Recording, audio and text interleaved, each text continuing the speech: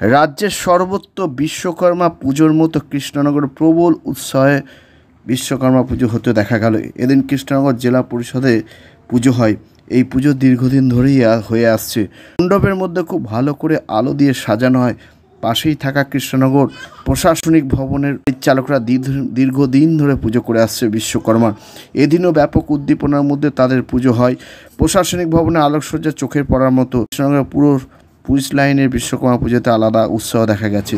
এখানে গোটা পুলিশ লাইনটাকে আলো দিয়ে সাজানো হয়, করা হয় সাংস্কৃতিক অনুষ্ঠান। এই সমস্ত চিত্রই উঠে এসেছে আজকাল আগামী পুজো পরিক্রমায়। আর এই নিয়ে আজকাল আগামী বিশেষ প্রতিবেদন বিশ্বকর্মা পুজো পরিক্রমায় আজকাল আগামী